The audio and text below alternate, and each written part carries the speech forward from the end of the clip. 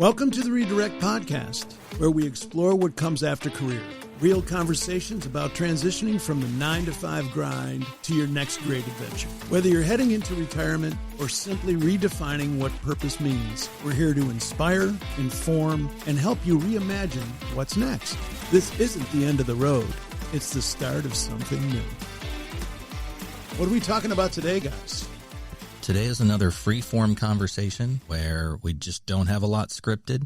We haven't planned all of this out. You do not know the questions I'm about to ask. These are just topics that we think are interesting to us. So I think they're interesting to you. Can I be just clear that this is completely unscripted? Yeah. Oh, yeah. Yes, Well, I mean, I've got four questions for us. You've got a couple of questions, so why don't you fling them at us and we'll tear in. All right. So the topic in general is friendships, and I want to bifurcate it into a couple of segments.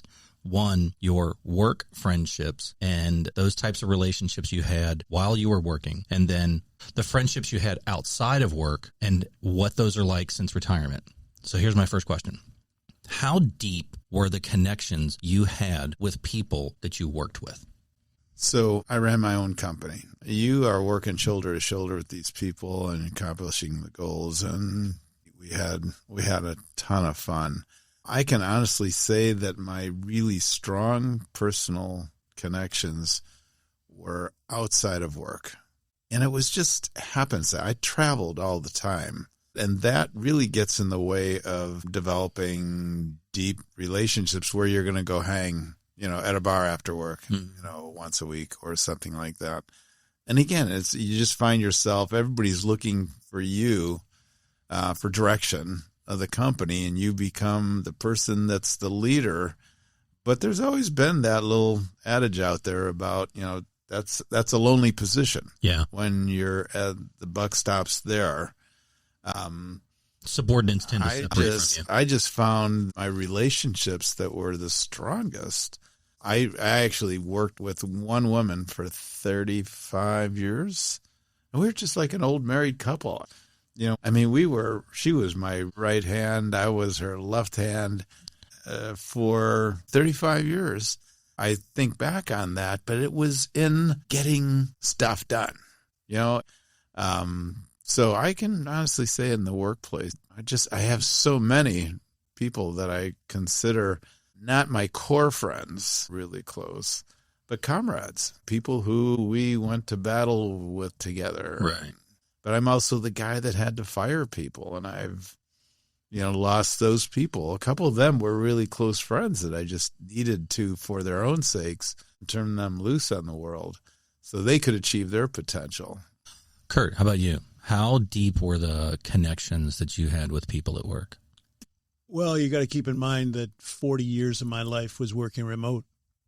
I had 2 periods in my life where there was an office. One lasted for a year to 2 years. Another one is when I got started in working out of graduating from a master's degree. I got this job and connected with people, and we did that. We were all young. It was Friday night after work and taking advantage of happy hours and having a good time and having good conversations, getting to know one another more casually.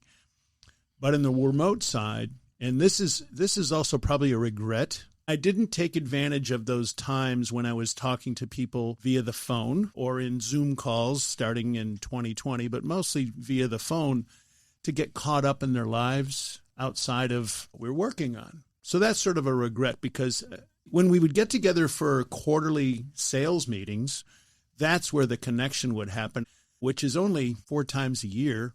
And I thought I had a lot of close friendships, but then when I look back at it, it was all sourced around what I did as opposed to who we are.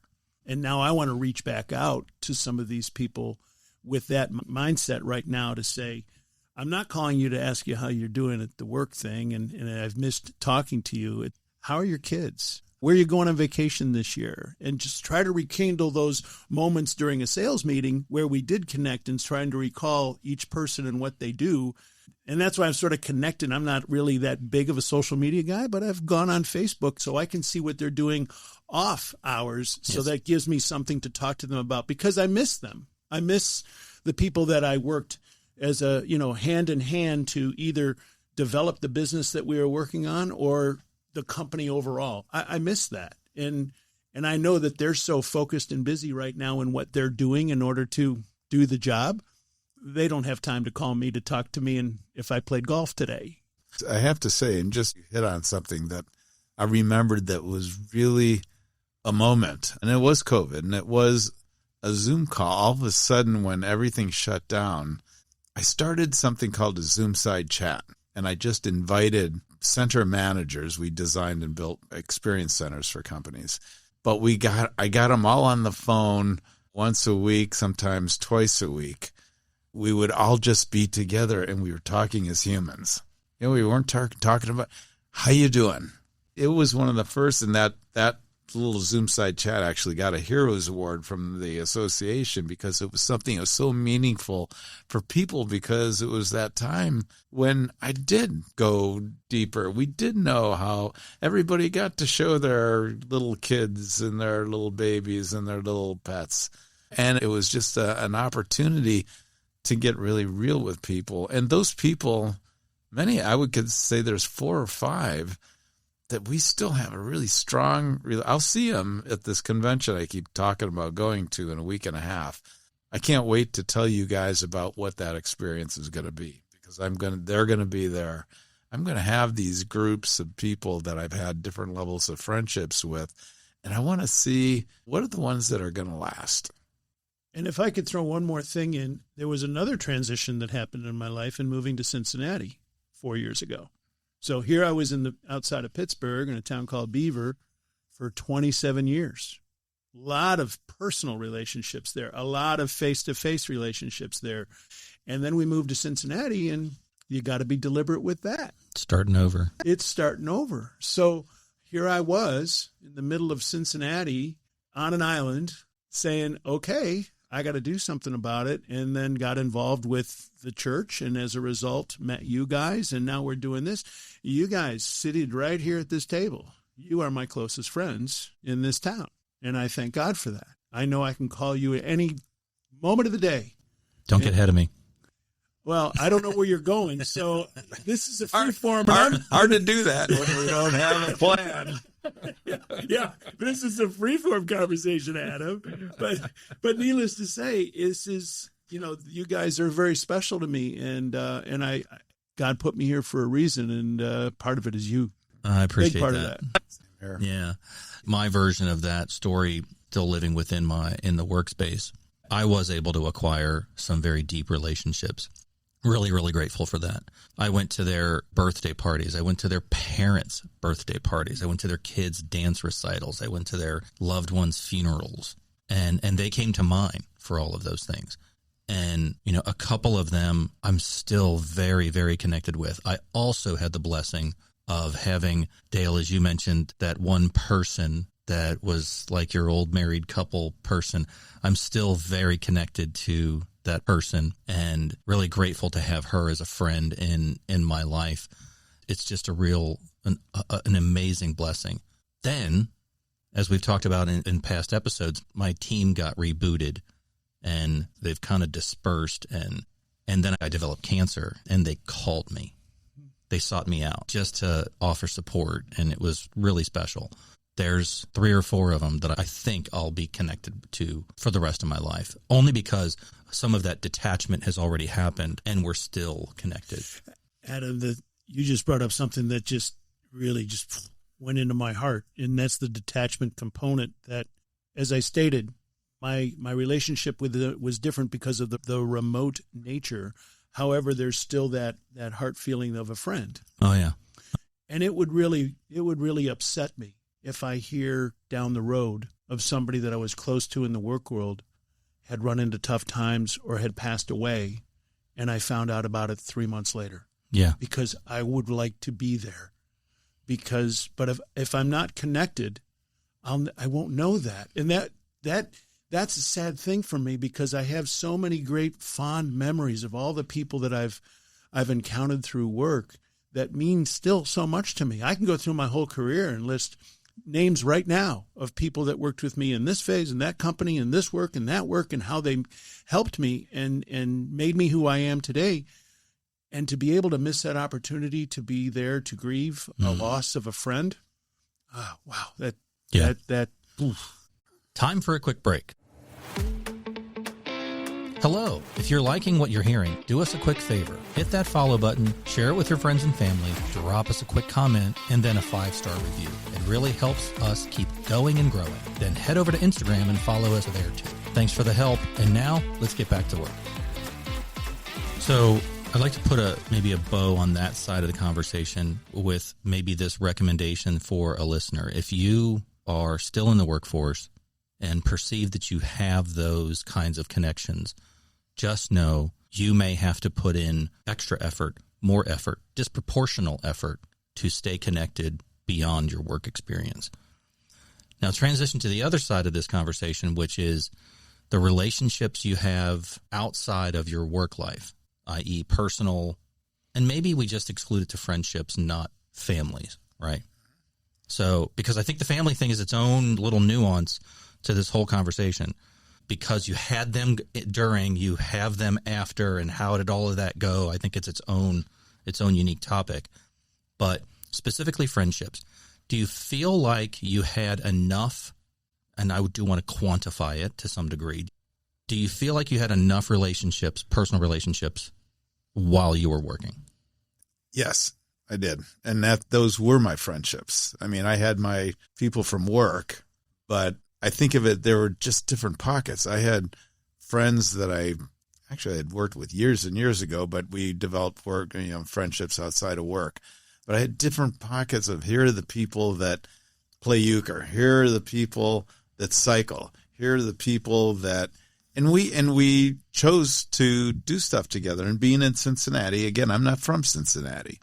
I did have to propagate these friendships and grow them in the broad range of looking at all those different groups. And which ones I can call at 2 a.m. and say, I got a problem.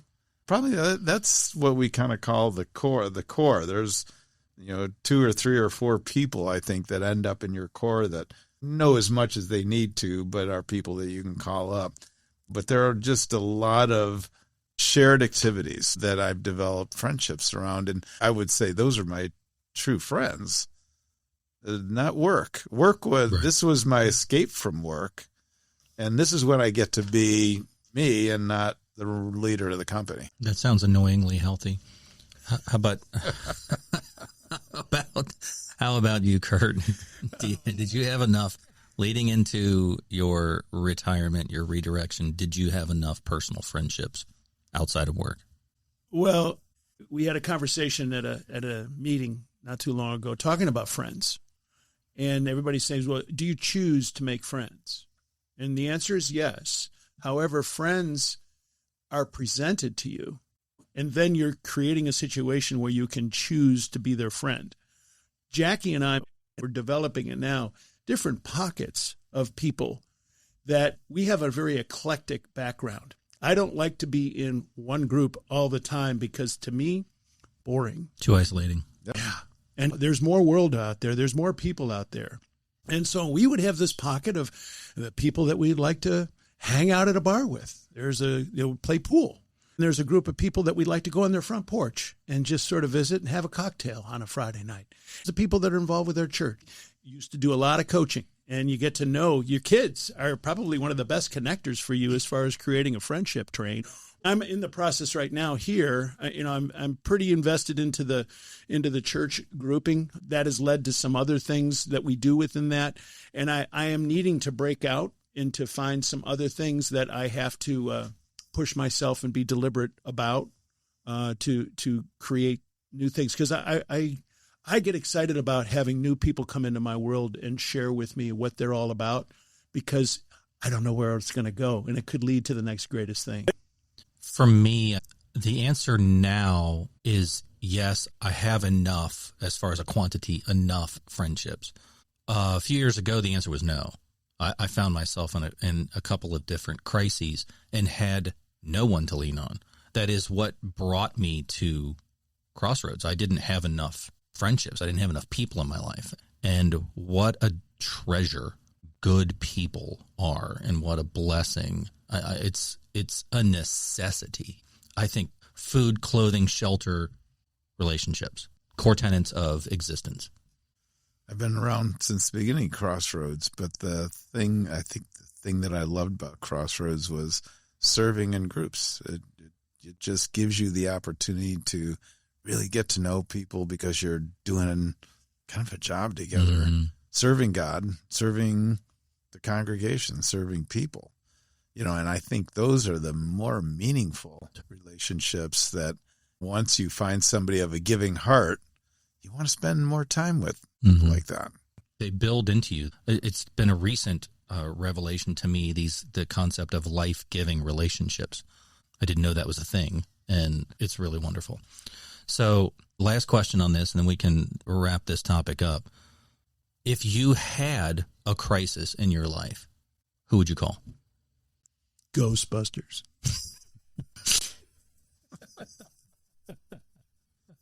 I think that goes to and I mentioned before, who are those core people that I've got a friend that I've known since Proctor. He and I have been hanging out since 1986. And he's easily somebody I know that I can call and he'd be there. We talk about our spouses. They're going to be there. But they're core. I mean, those are really important people for me. Yeah, it's kind of the other half of you, so. Right. And then I'd call either you two. Mm-hmm. Right now, it's so interesting and kind of amazing that we've created this relationship, centered around doing some of God's direction, or just executing. Mm-hmm. But it's really made us drive really deep. How did I get this thing done? And the topics that are really, really personal. This is all personal stuff because redirect affects every part of your life. It's just not one topic. It's you and your wife, you and your friends, you and your ex-work mates, you and you. Gosh, there are probably some people I start thinking off the top of my head, who could I call up at 2 a.m? And it's just a handful. Yeah. So are you guys comfortable with naming them? Like, who would be the first phone call? First phone call. Wow. Knowing that obviously it's not an insult on who would be the second on the list, because you would still make that phone call, but who would be the first phone call? For excluding us three. Excluding us three, it would be Mike Gosling, the guy that I've known since 1986. Easily I could call him anytime and he would be there. Yeah. I mean, that's the one person I could, and only because he knows me probably better than anybody else. How about you, Curt? Who would you call? I mentioned it earlier. You guys are it. Outside of this, you guys know more. I shouldn't say that. This one caught you off guard a little bit. I like that. Here's how my mind is going right now. It's not answering your question, but it's about to how I'm formulating the answer to my question. There are a lot of people listening to this. My immediate family. Sure. My extended family. Friends from work. Friends from church. People sit here at this table. Who knows me the best? My wife. Mm-hmm. Who knows what's going on in my life the best? After that, they all have bits of it. Mm-hmm. They don't have the whole thing. Right. So, I'll call my sister on something different than I would call my brother. Fair enough. I would call you guys over somebody that I might call that I knew back in Beaver, because you know this part of me now and how I've changed from where I was in Beaver, and they don't know what I'm doing. So that's a difficult. I can't give you a name because there's different, it's situational. Yeah, but when you reach out to call somebody at a time of day that is important, that you need to speak to that person, I have to do the hierarchy of why is the phone call being made. It all depends on the situation, and there's different parts of Curt Brewer out there that people know, but very few people know the complete me. Well, let me answer the question then for myself, and then see if you have any additional thoughts based on the way I respond. For me, hands down, it's Bill Richardson. I've known that guy for like a year and a half. He does not know everything about me. He probably doesn't know me better than anybody else, but that guy, he would answer on the first ring. He would jump out of a plane without a parachute for me. He might not have all of the answers. He probably doesn't have good answers, to be honest. I'm kidding. He's a great guy. He's smart. He's accomplished. But he would help me. He would do good for me, and I'm really grateful for Bill. And I think what you were talking about, Curt, is really important, because I feel blessed to know that in a lot of situations I can call 3 or 4 members of my family, and just because we're family, I'll get them out. They'll get back. I said, I really need to talk to you, and they will be there. There are a lot of people that care about you that would jump, and they may not be in your circle this week or next week or whenever, but I do have the family. And of course we have our spouses and we have you guys, but other than that, then there are, if I look at the people I cycle with, there's a couple of them that I'm pretty sure I could call situationally. I think that's the thing to really understand, is I think there are these pockets I was talking about before of people that you would go to if you needed help, because they know that bit about you. So last little tidbit, any recommendations for folks who maybe their community is a little small and they need to grow their own personal community? How would you recommend they go about that? Find people that like doing the things you like to do. I always give this advice. Somebody new moves to town, what do you love to do? And go hang out with those people, because that's your first step. First step is connecting with a love of doing something together, because it's the easiest.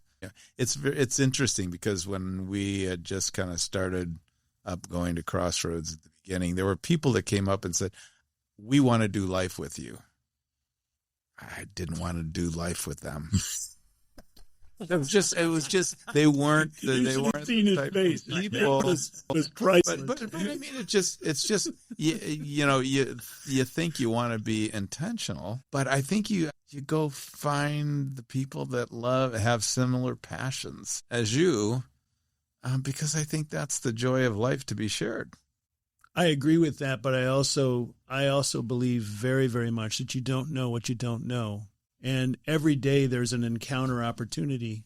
Whether you decide to do something with it is up to you. So I am at this point trying to keep my mind open, my eyes open, my ears open, in order to see who's in front of me right now, why are they here, and why not say hello, because you never know where it's going to go. I love that. Gentlemen, once again, nicely done. You took those questions well. Adam, I want to thank you for being able to pull thoughts together. Dale, yep. We need to have some thoughts to put the grasshopper out there. And sort of. We're all going fly fishing. That's what we're going to do. How do you catch flies? Yeah, I use a fly swatter. Is that what you do? Come with me. Fishing line. Come with me, young one. Those flies are really small. What size hook do you try to catch a fly mid-flight? Really? This is ridiculous. It's an acquired talent. Well, it takes lots of time. You can take your friends there. And yes, I want to be one of those friends. Thanks for joining the Redirect Podcast. We'd like to extend our heartfelt gratitude to the 1819 Innovation Lab at the University of Cincinnati for their incredible support and partnership making this show possible. If you enjoyed today's episode, you can find more of our content on Spotify and Apple Podcasts, as well as Instagram. Have questions or want to connect? Drop us a line at info@redirect-u.com. We'd love to hear from you. Remember, there's purpose in your life, so find it and go do something about it.